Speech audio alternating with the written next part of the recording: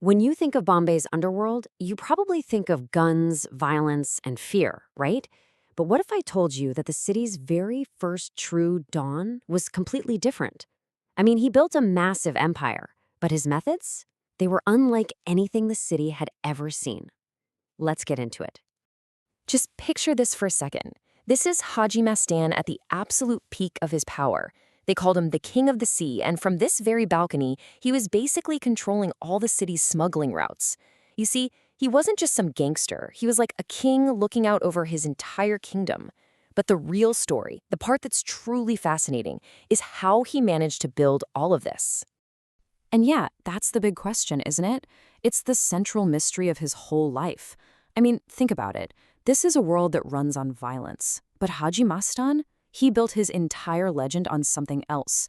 He controlled some of the most ruthless people in the city, and yet he himself never killed anyone, never fired a shot, never even pulled a trigger. So how on earth is that even possible? To really get who this guy was, we have to go way back to the very beginning.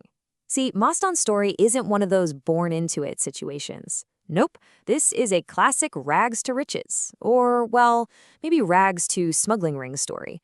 And it all starts in the chaotic, crowded docks of old Bombay. So his birth name was Mastan Haider Mirza, born back in 1926. And his early life? It was tough, really tough. His family moved all the way from Tamil Nadu to Bombay, hoping for something better. But for a decade, he was just a kid helping his dad at their tiny bicycle repair shop, watching all these fancy cars drive by and dreaming.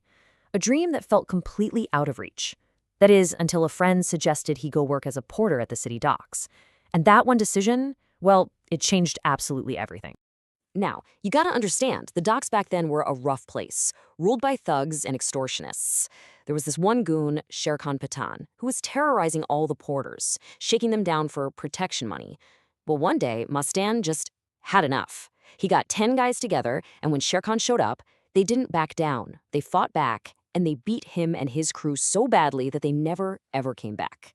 And just like that, he went from being just another porter to being a leader. People respected him, not because they were scared of him, but because of his sheer guts.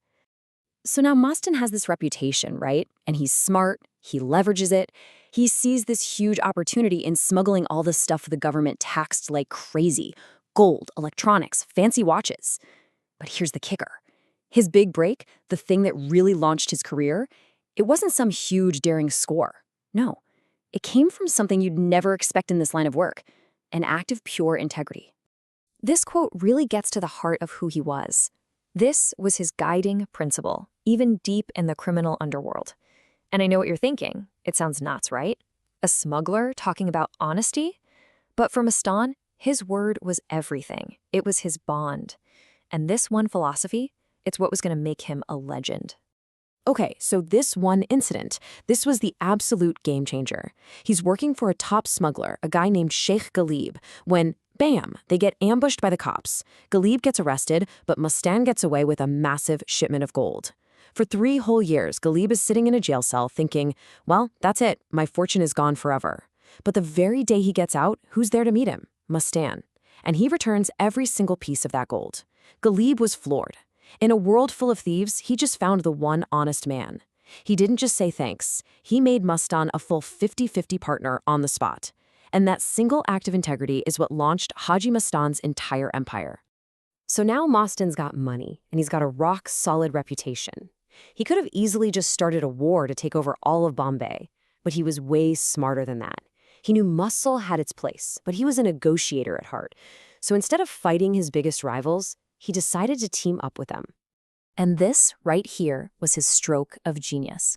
He goes to the 2 other big players in the city, Karim Lala, who ran the powerful Patan gangs, and Varadarajan Mudaliar, who had the illegal liquor trade on lock.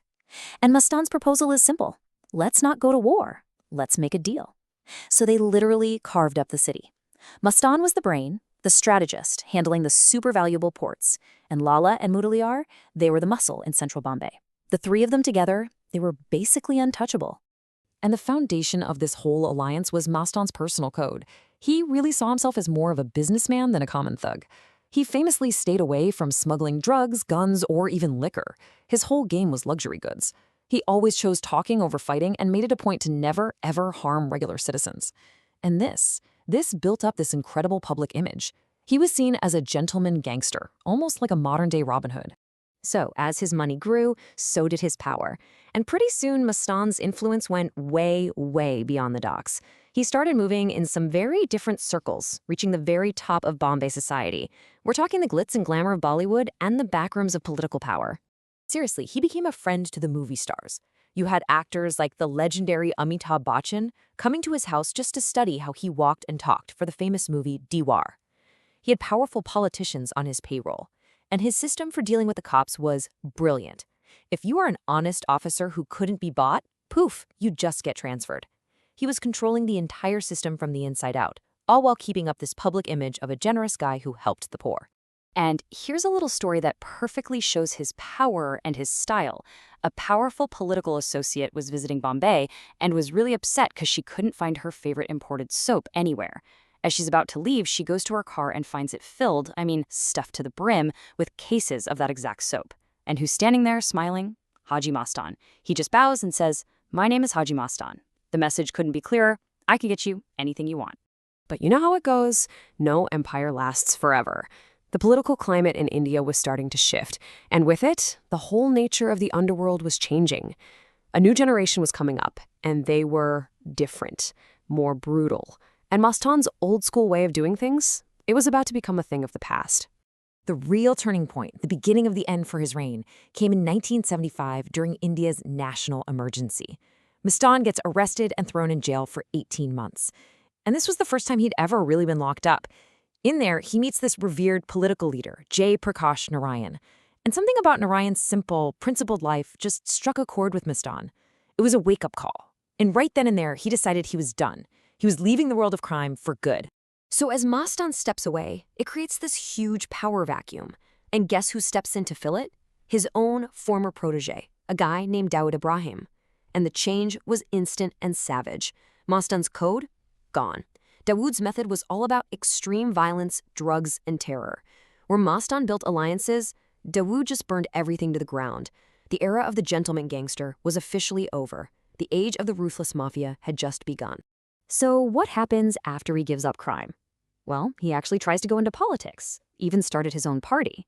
But here's the ironic thing.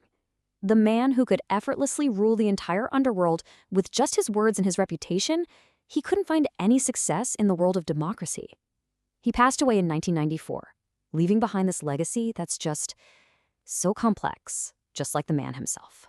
And that brings us right back to the single most unbelievable fact about his entire career. Think about all that power, all the fear he could command, and yet he personally never took a life. Zero. He ruled a criminal empire with, believe it or not, clean hands. So, in the end, we're left with this one big question. Who was Haji Mastan really?